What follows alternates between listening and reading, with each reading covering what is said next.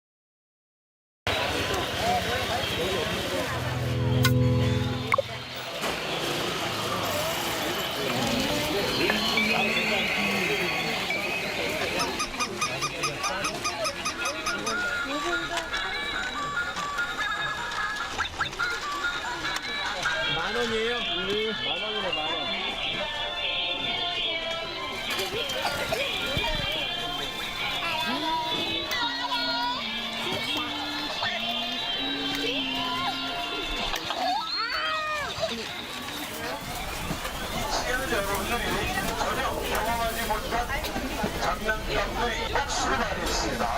가서 보시면 깜짝 놀랍니다.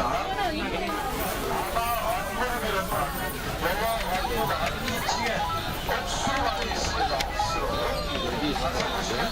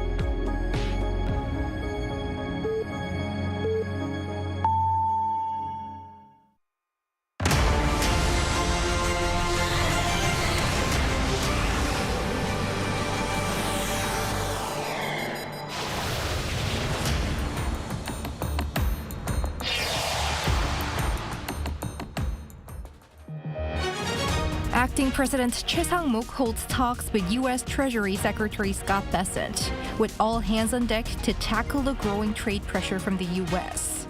In Washington, Trade Minister An Deok-gun met U.S. Commerce Secretary Lutney for a similar reason.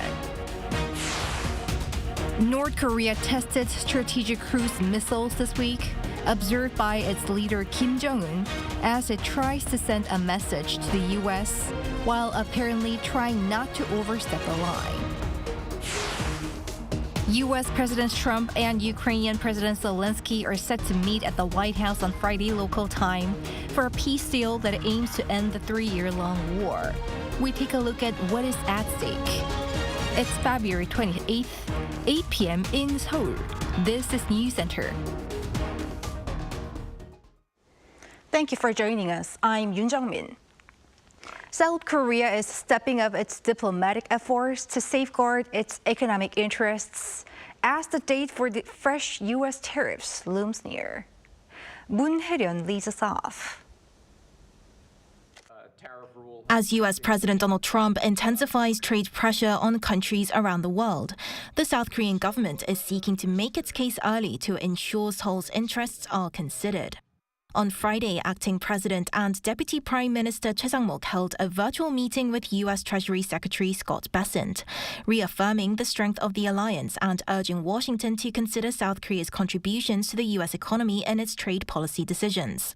South Korean Trade Minister An Duk-gun also met with U.S. Commerce Secretary Howard Lutnick in Washington, D.C., where he formally requested an exemption from U.S. tariff measures. With South Korea currently lacking direct diplomatic engagement at the presidential level, this marked the first ministerial trade talks under Trump's second term. Under the U.S.-Korea Free Trade Agreement, most goods between the two countries are traded tariff-free. However, Trump's latest policy imposes a 25% tariff on steel and aluminium imports worldwide, impacting South Korea starting in March. The Trump administration has also hinted at tariffs on key South Korean exports, including cars and semiconductors. An reaffirmed South Korea's commitment to free trade and stressed the need for a stable investment environment, while Lutnick emphasized reducing America's trade deficit but gave no specifics on potential tariffs. Beyond trade, discussions on industrial cooperation saw a strong focus on shipbuilding. An outlined Seoul's plans to form a government-wide task force to facilitate structured cooperation between the two countries, which was met with a positive response. Amid talks for partnerships in shipbuilding, Trump's nominee for the U.S. Navy Secretary specifically referenced Hanwha Group's investment in an American shipyard at his confirmation hearing, stressing the importance of attracting the South Korean shipbuilding firm's capital and technology to the U.S. Moon Hae-ryun, Arirang News. The 25% U.S. tariffs on Canadian and Mexican goods, which have been put on hold, will go into effect next Tuesday as the U.S. blames the inflow of illicit drugs. An extra 10% tariff is in store for Chinese imports. Lee Seung-jae reports. Earlier this month, U.S. President Donald Trump put a pause on his plans to impose 25% tariffs on imports coming in from Canada and Mexico. This would allow the two neighboring countries to negotiate a deal to possibly avoid a tariff war in the region. However, Trump on Thursday announced that those tariffs will take effect on March 4th as his administration sees insufficient progress being made to curb the flow of fentanyl into the U.S. from bordering countries. A White House official also noted that while migration issues have seen improvements, there are still concerns over fentanyl deaths in the U.S., blaming the inflow of illicit drugs coming into the country. On top of the March 4th imposition of tariffs on Canada and Mexico, Trump told reporters at the Oval Office that Chinese imports will see an additional 10% tariff, resulting in a cumulative 20% tariff. The drugs come in through Mexico. They come, a lot of them, not all of them, but a lot of them come from China. And that's why we did that. It's 10 plus 10. In 10 case, 10 was there confusion on that? There was, sir, yeah. Okay, 10 plus 10. It's a second 10. Trump also added that come April 2nd, announcements will be made on countries that the Trump administration will impose its reciprocal tariffs on. And then on the 2nd of April, we have reciprocal tariffs. That's reciprocal, where we charge countries what they're charging us. And nobody should have a problem with that. We have reciprocal. It's reciprocity. It's something that I think everybody I've spoken to said that's fair, and it is. If somebody charges us 25%, we charge them 25. If somebody charges us 10 or 15 or 30 or 70, we charge them an exact like amount. Meanwhile, Trump's economic advisor Kevin Hassett told CNBC in an interview on Thursday that the U.S. leader will decide on tariff policies for all countries after April 1st. The advisor said that there's a study coming out on April 1st on which Trump will base his tariff decisions for all countries. Mexican and Canadian officials are set to meet with U.S. officials on Thursday and Friday in the hopes of avoiding the 25% tariff by Trump. 이승재, Arirang News. China was quick to condemn Trump's latest announcement of additional 10% tariffs, saying it'll take all necessary countermeasures. Beijing's Ministry of Commerce said on Friday that Washington's repeated unilateral tariffs violate World Trade Organization rules and damage the global trading system. It also pointed out the U.S. shifting the blame for the flow of fentanyl, insisting that China is one of a few countries with the strictest policies against drugs. Shifting gears, North Korea earlier this week tested strategic cruise missiles, marking its second launch since U.S. President Trump took office. Its leader Kim Jong-un was at the test site, stressing the need for strong striking power. Our defense correspondent Kim Bo-kyung examines its intention behind. After around a month-long pause, North Korea conducted a strategic cruise missile test in waters off its west coast. According to Pyongyang state media, the Korean People's Army launched missiles on February 26th.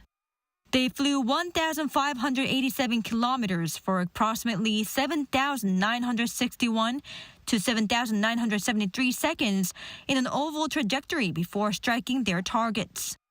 The North State media said the test aimed to demonstrate the ability to retaliate against threats, to reinforce the credibility of its nuclear deterrent, and to improve the operational readiness of its strategic cruise missile units.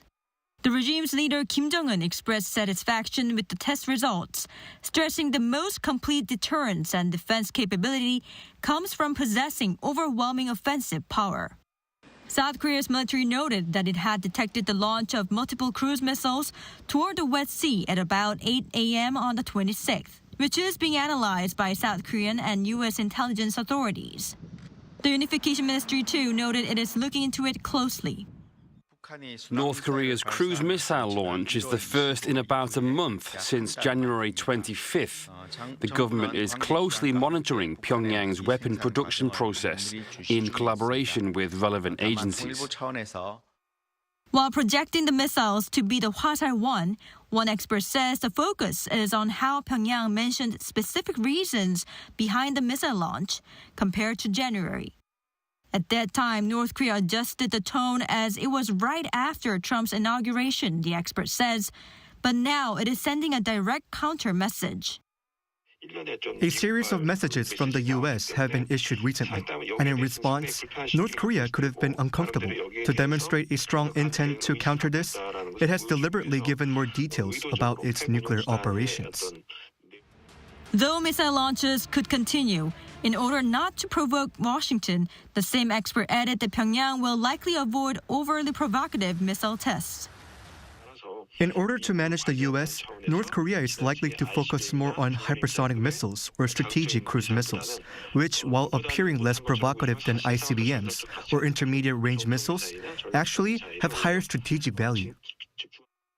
Kim Bo-kyung, Arirang News.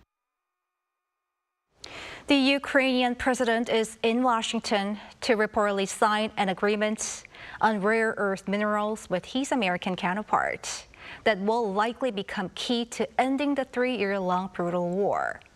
But there are concerns as to whether the deal will ensure lasting peace in Ukraine. Our foreign affairs correspondent Bae-yoon-ji has this report.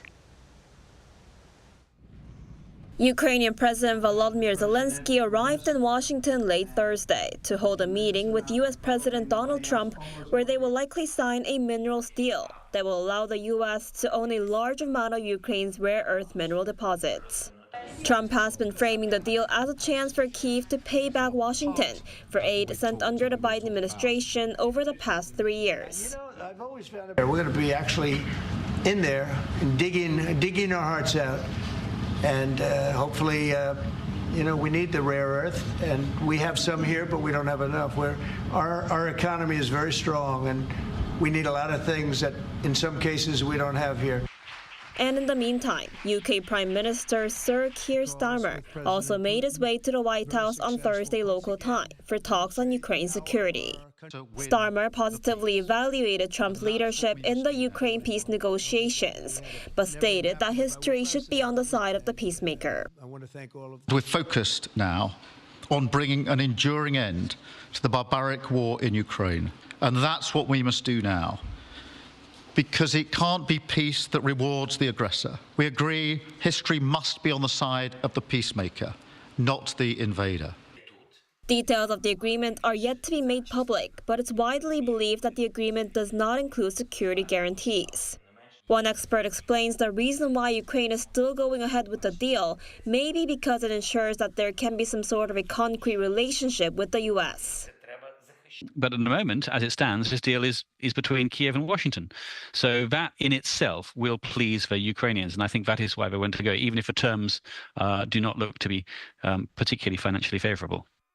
Kyiv estimates that about 5% of the world's critical raw materials are in Ukraine, including titanium, graphite, lithium, and uranium, which could be used to produce weapons, electronics, and other products vital in the modern world. Another expert says the minerals that Ukraine has will become more and more expensive as the world economy slows down, but says it's very difficult to envision lasting peace with aggressive leaders like Trump or Putin, who only act in a way they think is in their best interests. It makes Ukraine a target for imperialist powers. That's what is happening now. Ukraine is having resources, but Ukraine doesn't have the military resources to defend them. And so, as you can imagine, in international relations, this is a very bad place to be. 배은지, Arirang News. The first phase of the ceasefire in Gaza between Israel and Hamas comes to a close on Saturday, following the final swap of prisoners and hostages. Efforts are underway to pave the path to a second phase, which looks uncertain. Lee Yun-jin has the latest. The final planned exchange of the Gaza ceasefire's first phase occurred overnight on Thursday, after days of fears over the agreement collapsing and ahead of its expiration on Saturday. Hamas released the remains of 4 hostages to the Red Cross without a public ceremony. Their identities have been confirmed through forensic examinations and by the Hostages and Missing Families Forum. This handover made possible the delayed release of over 600 Palestinian prisoners and detainees. Meanwhile, according to the Egyptian government, officials from Israel, Qatar, and the United States began negotiations on the second phase of the ceasefire on Thursday in Cairo. Key objectives include ending the war, securing the release of all remaining Israeli hostages, and ensuring the complete withdrawal of Israeli forces from Gaza. According to Israel, there are 59 remaining hostages, of which 24 are still believed to be alive. The return of the deceased would be discussed as part of the third and final phase of the ceasefire agreement. Egypt also stated that the mediators are discussing ways to enhance the delivery of humanitarian aid to the Gaza Strip. The first phase, which has paused fighting in Gaza, is set to officially conclude on Saturday. Even with the negotiations for Phase 2 back on track, the future of Gaza remains uncertain. Israeli Prime Minister Benjamin Netanyahu has vowed to return all hostages, but also to destroy Hamas, which remains in control of Gaza. And U.S. President Donald Trump has endorsed both goals. But it is unclear how Israel would destroy Hamas without resuming the war. And without a lasting ceasefire, Hamas is unlikely to release any of the remaining hostages who serve as their greatest bargaining chips. According to Israeli reports, Netanyahu is seeking to extend the first phase rather than advance to the second stage and secure the freedom of more hostages. Lee Yun-jin, Arirang News. South Korea's southwestern province, Jeonbuk State, is now in the race to host the 2036 Summer Olympics. In a vote to select a candidate city on Friday, held during the Korean Sport and Olympic Committee's General Assembly, the province won 49 out of 61 votes. It beat out the only other candidate, Seoul, which garnered just 11 votes with 1 invalid vote. Jeonbuk will now seek to host the Summer Olympics 48 years after the 1988 Seoul Olympics, potentially competing with more than 10 cities worldwide. The number of foreign tourists visiting this country has once again fully recovered to pre-COVID-19 levels. According to data released by the Korea Tourism Organization on Friday, over 1 million people visited the country in January 2025. This represents a 101% recovery from the level seen in January 2019 before the pandemic. Most tourists came from China with more than 360,000, followed by Japan, Taiwan, the U.S., and Hong Kong.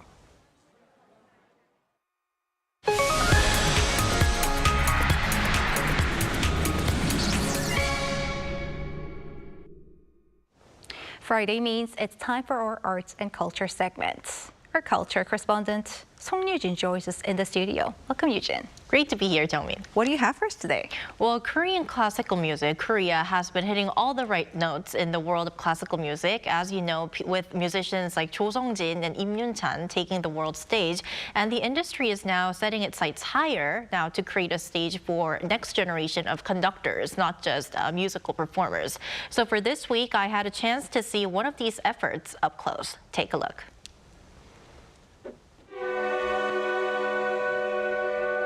Inside this hall, the Seoul Philharmonic Orchestra is full in rehearsal.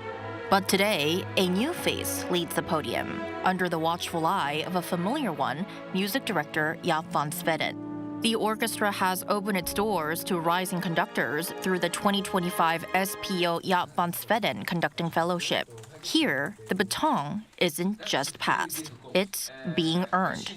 To be in front of an orchestra and be with them and work with them is a complete different experience than preparing this in a room when you are alone or just with a pianist.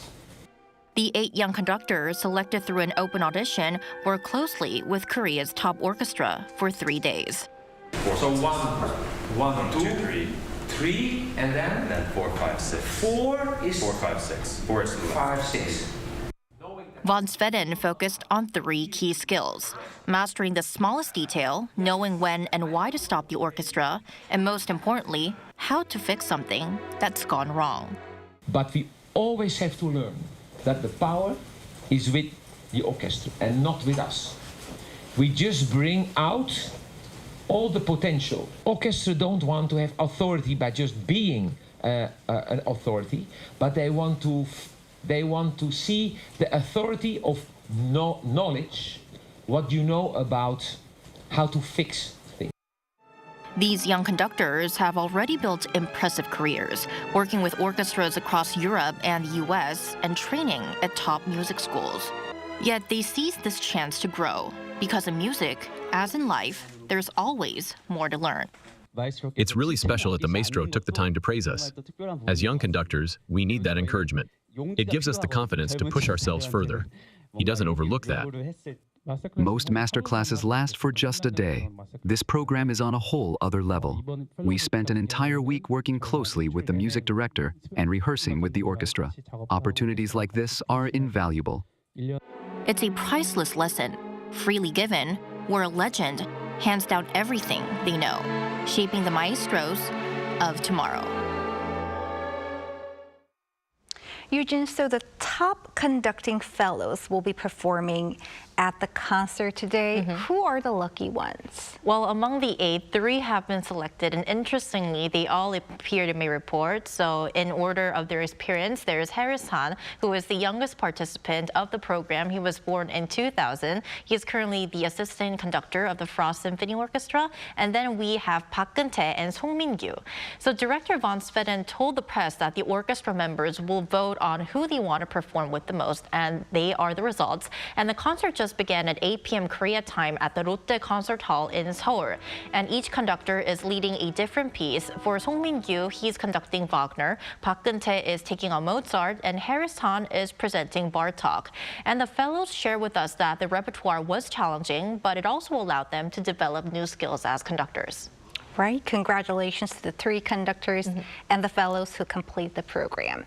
And tell us about the significance of the program. What would you say? Well, so I talked to a classical expert about this, and she said that initiatives like this could really broaden Korea's classical music scene because, once again, it's not only nurturing classical musicians who perform their instruments, but also conductors. So let's first take a listen. The conducting scene in Korea is still relatively small, so opportunities like this, which do not come often, are a huge step forward. Intensive, personalized training is crucial because every conductor has unique strengths and weaknesses. And there is another exciting class by a world-renowned musician from Korea coming up. At the Tongyeong International Music Festival taking place in Tongyeong, Gyeongsangnam-do Province, pianist Im Yoon-chan, last year's gramophone winner, and the Tongyeong Festival Orchestra will hold a concert exclusively for elementary, middle, and high school students in the city. Now, this is part of the Festival Foundation's school concert program, which aims to expose students to performances by top-tier musicians, expand access to classical music, and nurture their artistic sensitivity. And this particular concert is scheduled for March 28th. Learning from the best. Right. Thank you, Eugene, for the report. Always a pleasure.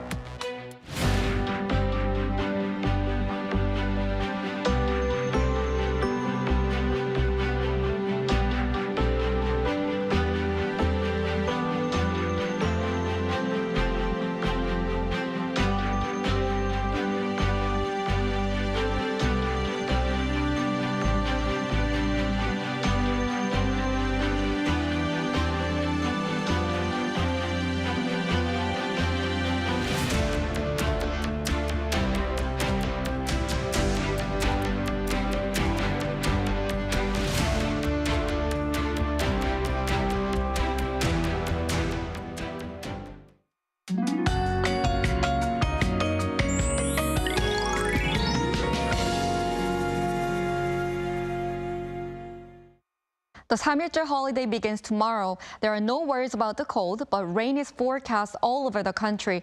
Starting from the Jeollado provinces and Jeju Island tomorrow morning, it will spread to the whole country in the afternoon. The amount of rainfall will be 5 to 30 millimeters. Rain will continue on Sunday. This rain will turn into snow in northeastern parts of Gyeonggi-do Province, Gangwon-do Province, and the mountainous areas of northeast Gyeongsang-buk-do Province. Heavy snow of up to 20 centimeters is expected in the mountainous areas of Gangwon-do Province. Please be prepared in advance. Seoul and Gwangju will start off at 5 degrees Celsius tomorrow morning, Gyeongju at 1 degree. Daily highs will move up to 13 degrees in Seoul and Chuncheon, 14 degrees in Daejeon, Gwangju, and Busan. From Monday, the temperatures will return back to typical numbers for the beginning of March. That's all for Korea. Here are the weather conditions around the world.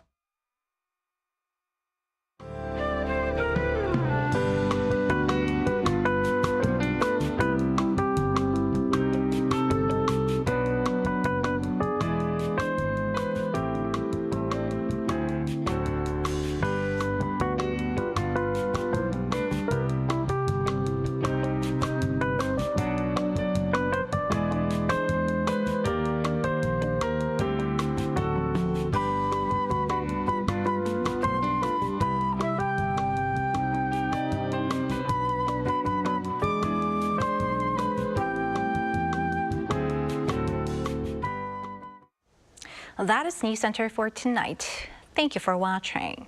A panel session up next.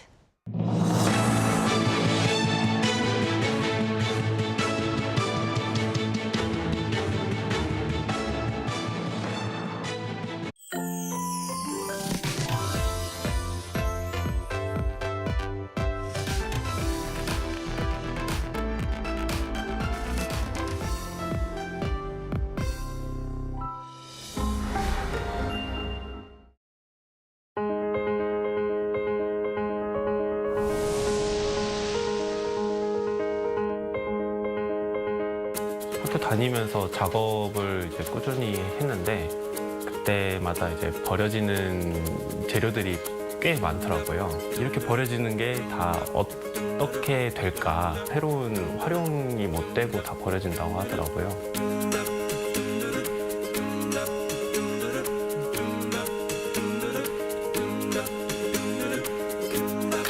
이런 것들을 저희가 그냥 조금씩이라도 기여를 해볼 수 있지 않을까?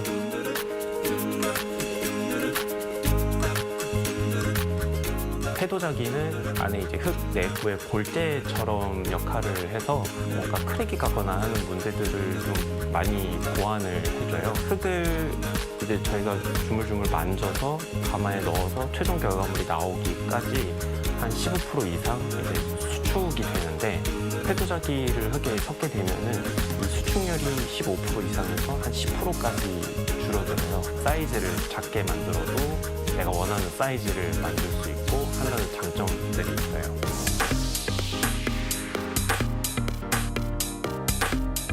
화분이라는 아이템을 선택한 거는 폐자원을 활용을 해서 내 입이 닿는 식기를 만든다면 그게 좀 거부감이 있을 것 같다고 저희가 판단을 했어요.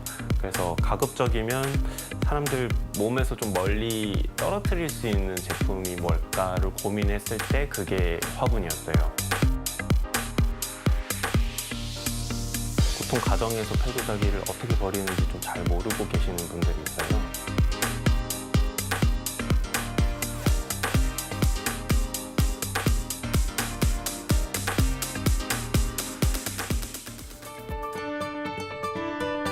지금 현재 계획하고 있는 거는 이 재료에 대한 안정성을 좀 검증을 해서 식기 제품을 생산하는 게 이제 가장 가까운 계획이고요. 최대한 이런 폐도자기가 활용될 수 있는 방법들을 많이 만드는 게 저희의 목표입니다. 나는 버려진 도자기에 새로운 쓰임을 만드는 그리너입니다.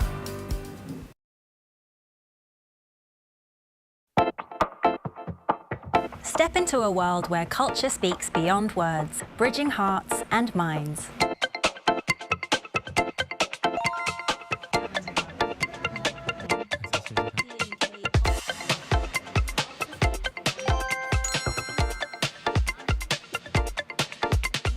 Hello, this is your DJ Sujung for Culture Crunch.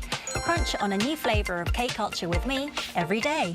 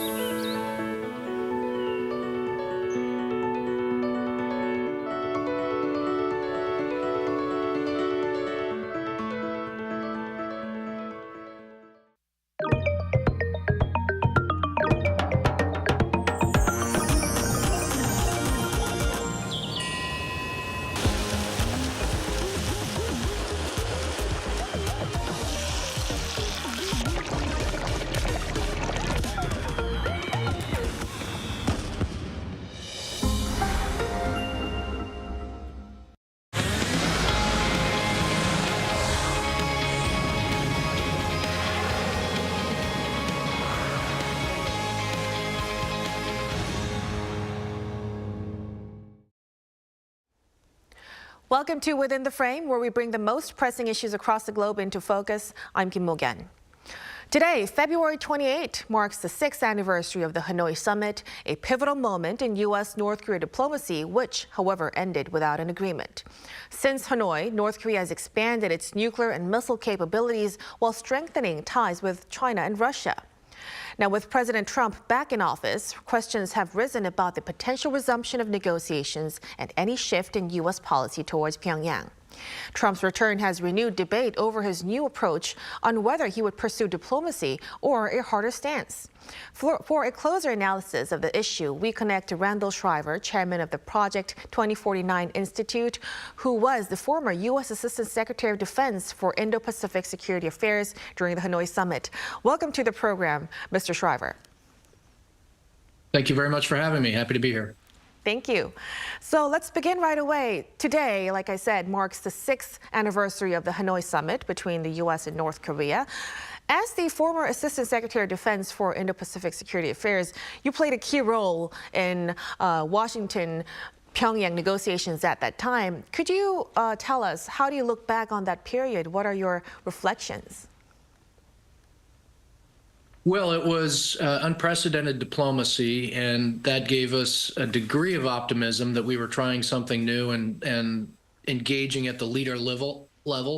But by the time Hanoi rolled around, we had done enough negotiations at the working level and even at the Secretary of State level where we didn't find that the North Koreans were moving fast enough, far enough to have a quality of agreement at Hanoi. So in a way, the Hanoi summit itself was not unexpected that there was an agreement. It was really President Trump trying to pull something out at the last moment, despite the fact that the negotiating teams hadn't made much progress. And of course, we know the result of that now.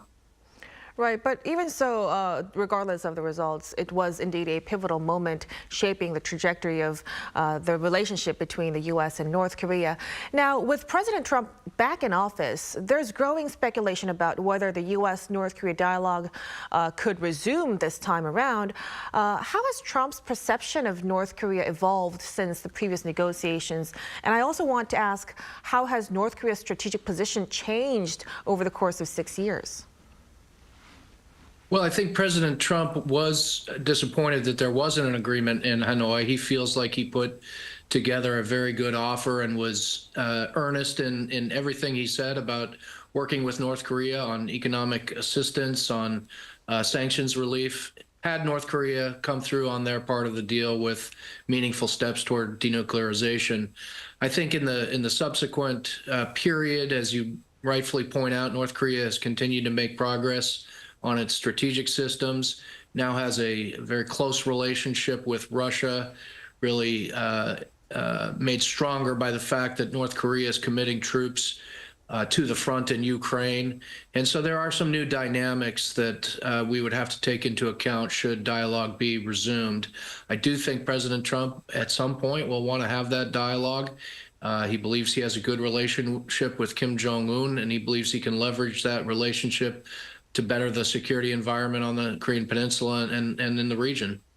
Right. So regarding Trump's willingness to speak with North Korea, in the initial stages of his administration, people had been expecting North Korea issue to be a lower priority for President Trump. But now he's been expressing strong willingness to re-engage diplomacy with North Korea. What do you believe is driving Trump's renewed interest in the regime? Well, I think he's always had an interest since his first engagement with Kim Jong-un in Singapore. And I think that didn't go away. He obviously has a busy agenda to tend to, though, not only internationally, where he's working on the Ukraine conflict and has his team working on that, working on issues in our own hemisphere, working on economic and trade issues. But a pretty significant agenda domestically, too, trying to reform the federal government and reel in spending and reduce the size of our government. So the thought that he might not engage with North Korea on the front end of administration probably had more to do with things crowding that out rather than his lack of interest. I think he's always had the interest in resuming that relationship with Kim Jong-un and North Korea. Right. So with this renewed interest, lately the Trump administration has reaffirmed that a complete, verifiable, and irreversible denuclearization is still its primary objective. But some people still speculate that future negotiations might focus on a so-called small deal, such as freezing North Korea's nuclear capabilities in exchange for removing threats to the U.S. or a lifting of sanctions. What's your assessment on such kind of possibilities? Well, in the long history of U.S. North Korea diplomacy, usually alongside South Korea, our great ally, we've tried many formulations. We've tried many approaches, trying a small deal, trying incremental, step-by-step approaches. So at the end of the day, North Korea has to want to engage in a meaningful way and include denuclearization as part of that. I'm skeptical that they will. And what I think will happen is the conversation will likely broaden. I don't think President Trump or the administration will drop the goal of so-called CVID, but I think there may be an interest in broadening the discussion to talk about other issues. We've already seen North Korea as a belligerent in Ukraine, for example, and President Trump is working to end that conflict. So there's a topic that they could discuss that goes well beyond the nuclear issue. So I suspect when things resume, CVID will remain the core, but I think there will be a broader agenda. Right. So with given the changed geopolitical landscape, what kind of conditions do you believe must be met for the U.S. and North Korea talks to resume? And do you anticipate a return to the top-down approach as seen in the past negotiations?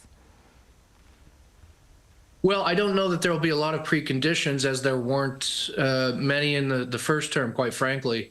We tried to negotiate at the working level before President Trump and Kim met in Singapore and then again Hanoi.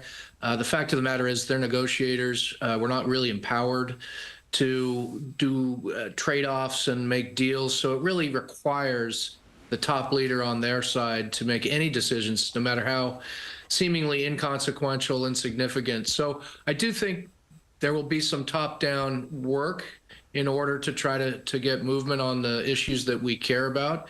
The bureaucrats will always have a role in implementation and follow-up and maybe even generating ideas.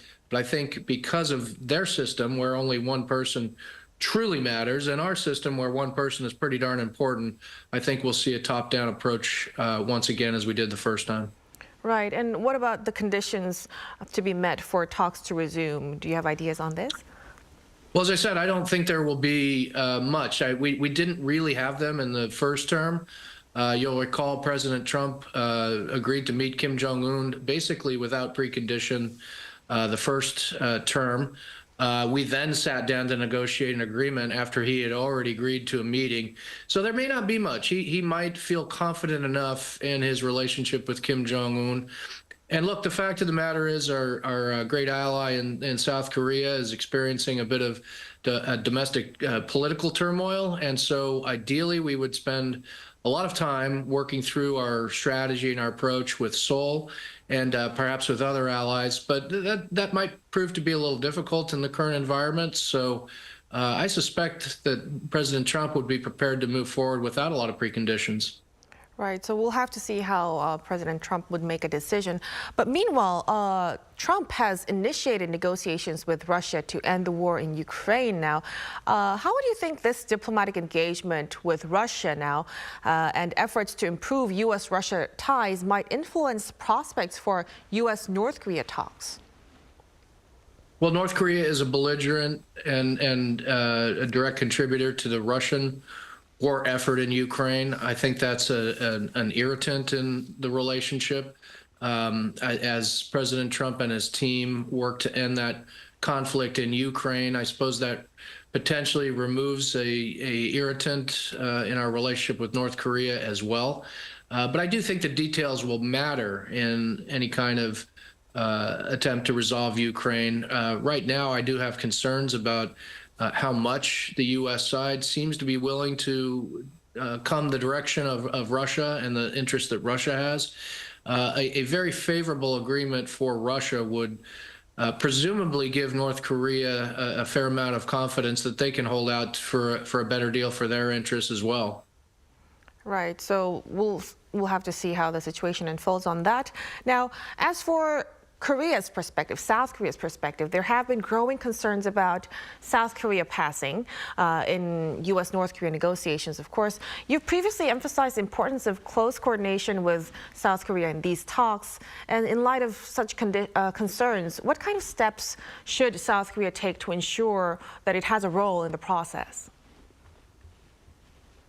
Well, I think good communications in both directions is essential. And I've said, I think both sides could have done better in the first Trump administration and in the Moon Jae-in presidency. Oftentimes, we were negotiating with North Korea directly in parallel without full consultation and full visibility in one another's approaches. And we had proposals forwarded from both the United States to North Korea as well as South Korea to North Korea without a lot of visibility beforehand.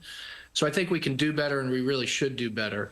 I think what South Korea can do to improve its position is, first of all, hopefully sort through the political process to determine who's going to be the leader and bring back a degree of stability in the government in the Republic of Korea. Accomplishing that, I think, being a trusted and reliable partner to the United States and vice versa. But you asked what Seoul can do. I think contributing in all the different ways that South Korea traditionally has done, but also looking at issues like shipbuilding and ship support to the United States Navy. These are things that will strengthen the relationship overall and ultimately give South Korea the voice that I know that it wants as we prepare for negotiations with North Korea. Right, so better communications and more interaction with the U.S. That seems to be very important coming from an insider's perspective. Now, alongside this, trilateral security cooperation between the U.S., South Korea, and Japan has been crucial in addressing North Korea's nuclear threats. But there are expectations that the Trump second administration may not maintain the same level of trilateral coordination as the Biden administration did. What are your thoughts on this? Well, I think the U.S., South Korea, and Japan are compelled to work together because of the threats that they face, the common threats, the security environment. So North Korea, China, Russia, they all drive us closer together. The question, I think, is, will President Trump invest personally in a trilateral relationship? Will he mirror the kinds of things that President Biden did in hosting the trilateral meeting in at Camp David, which resulted in the spirit of Camp David? I don't know if he will, but I do think his team will maintain the trilateral relationship. That was true during the first Trump administration. I never attended a multilateral defense meeting without my defense secretary meeting with South Korean and Japanese counterparts in a trilateral setting on the side. That's true of every Shangri-La dialogue, ASEAN Defense Minister meeting plus dialogue. So it's been a feature of our relationship for quite some time. It was really President Biden that brought it to the leader level alongside a very courageous President Yoon and Prime Minister Kishida. Even if it doesn't have that same investment at the leader level, I think the important thing is the practical work continues, particularly on the defense issues such as missile defense, anti-submarine warfare, and the like. And I'm confident it will. Mm-hmm. So trilateral cooperation indeed has been a key pillar in countering North Korea's threats, and we'll have to see, but any shift would have a significant regional impact. Now, shifting gears, as prospects for renewed defense cost negotiations are looming, Trump even had referred to South Korea as a money machine. South Korea faces a challenge of balancing alliance stability with its national interests. How do you see this issue, and what strategies should South Korea consider in managing these talks? I think South Korea brings a great deal to the table when it comes to our alliance relationship, and I think just being able to articulate that in a comprehensive way is important. You know, South Korea already spends a significant amount of money on its defense budgets as a percentage of GDP. I believe it's second or third, maybe third in the world among democracies behind Poland and Israel. So I think that's a good story, but also the host nation support has been, in my view, generous, even though the president at times have questioned whether it's generous enough. But I think it's a very defensible and generous amount. But beyond that, finding those new areas of cooperation, I think if South Korea is able to demonstrate a solid partnership on shipbuilding and ship maintenance and repair, that's a new wrinkle that will directly help the United States. We simply lack the capacity to surge and build the Navy that we need for the current security environment. And certainly while we're deployed, it's extremely costly and difficult to bring ships back to ports in the United States to conduct the maintenance and repair.